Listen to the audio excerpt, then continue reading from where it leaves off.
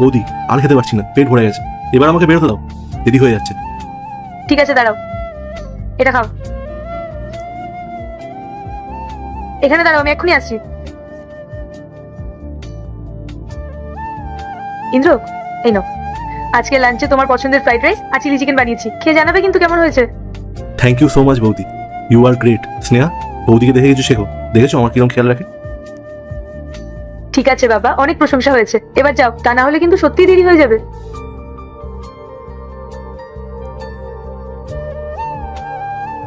ইন্দ্র কি চলে গেল? হ্যাঁ, এই মাত্রই বেরোলো। তা তুমি কি অফিস যাবে না নাকি? তোমার তো অফিস যাওয়ার সময় হয়ে গেল। হ্যাঁ যাবো, একটা কথা বলবো পায়েল, ইন্দ্র তোর ছোট না, ওর যথেষ্ট বয়স হয়েছে, ওর খেলেও নিজেই রাখতে পারে। আচ্ছা, সবকিছু তো আগলে দেওয়া, ছোট বাচ্চার মতো খাওয়ানো কি প্রয়োজন? দেখো, ও যতই বড় হয়ে যাক না কেন, আমার কাছে ও এখনো সেই ছোট্টটিই আছে। আমি এই বাড়িতে আসার পর থেকে ওকে আগলে রেখেছি, ওর প্রতি আমার টানটা তুমি বুঝবে না। তোমার ওই পুষ্পাইগুলো না ওকে এগুলো আদর রেখেছে। আদর তো আপনজনেরাই করে। আচ্ছা ঠিক আছে, অনেক জ্ঞান হয়েছে, তুমি যাও এবার, তাড়াতাড়ি রেডি হয়ে নাও, আমি তোমার জন্য খাবার বেড়ে দিচ্ছি। হুম।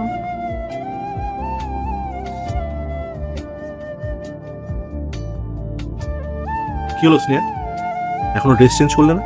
সেই কখন থেকে এখানে বসে আছো, শরীর খারাপ নাকি?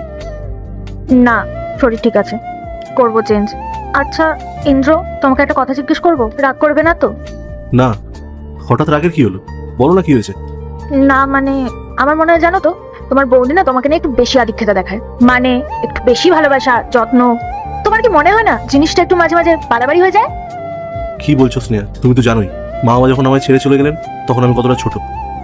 দাদা আমাকে নিজের ছেলের মতো আগলে মানুষ করেছে, আর বৌদি বাড়িতে চলে আসার পর আমি মায়ের অভাবটুকু অনুভব করতে পারিনি।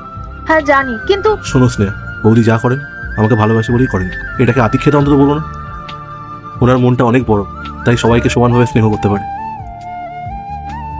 আমাদের ভাগ্য খুবই ভালো যে এমন একজন মানুষকে বড় বৌদি হিসেবে পেয়েছি। হ্যাঁ ঠিক আছে, তোমার কাছে তো না সব কাজই ঠিক, আমি বরং যাই, ড্রেসটা চেঞ্জ করে আসি। তুমি যাও, ফ্রেশ হয়ে নাও, ততক্ষণ অফিসের মেলগুলো আমি চেক করে নিই।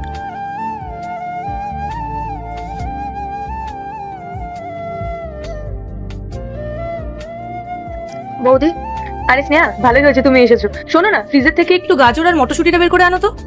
ভাবছি আজ রাতে একটু মিক্সড রাইস বানাবো, ইন্দ্র তো খেতে খুব ভালোবাসে, কি বলো? বৌদি, ইন্দ্র কি পছন্দ করে আর কি করে না সেটা নিয়ে তোমাকে ভাবতে হবে না। আমি ওর স্ত্রী, আমি খুব ভালো করেই জানি যে ওর কিসের রুচি, ওটা আমিই বানিয়ে দিতে পারবো। কি ব্যাপার, হ্যাঁ তুমি আমার সাথে হঠাৎ এইভাবে কেন কথা বলছো? তার আগে দেখবো কারা শয়তানকে হারিয়ে আল্লাহকে ভালোবাসে। যারা আল্লাহকে ভালোবাসো ভিডিওতে লাইক করে চ্যানেলটাকে সাবস্ক্রাইব করে দাও। যারা শয়তানকে ভালোবাসো তাদেরকে ভিডিওতে লাইক সাবস্ক্রাইব কিছুই করতে হবে না, কমেন্ট করো আল্লাহু আকবার। আমার কি কোনো ভুল হয়েছে? এছাড়া